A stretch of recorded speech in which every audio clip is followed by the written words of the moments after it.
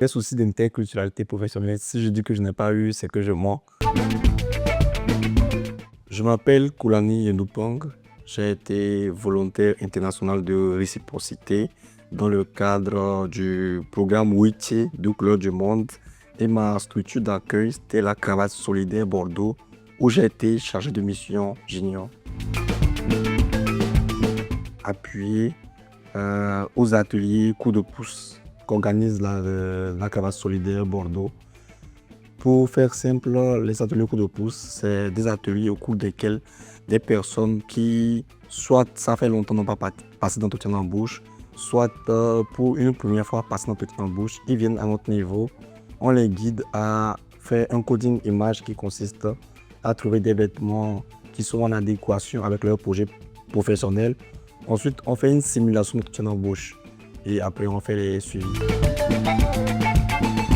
L'appel téléphonique, puisque ça faisait partie de mon outil de travail, j'avais accès à un PC de travail et un téléphone de travail. Et avec le téléphone, il fallait toujours passer les coups de fil pour inscrire les candidats, pour faire le suivi. Et moi, avec mon accent et avec la réaction des Français, j'avais vraiment du mal à toujours être avec le téléphone. Mais avec le temps, je me suis amélioré. J'ai beaucoup appris à faire la part des choses. À faire la part des choses dans la mesure où quand nous sommes au travail, on fait le travail. Quand nous s'amusons, on s'amuse à fond. Et aussi l'ouverture d'esprit, l'esprit critique.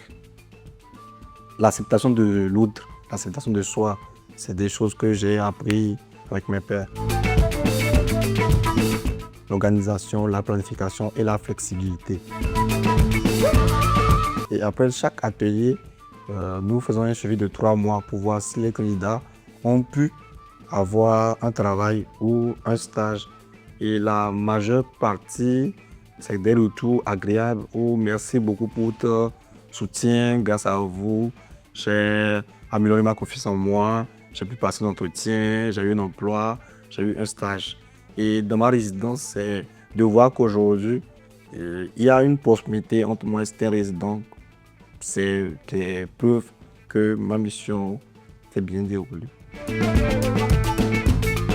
Moi, les repas partagés, quand tu venais, la bouffe était déjà là, la nourriture était là, tu viens, tu manges.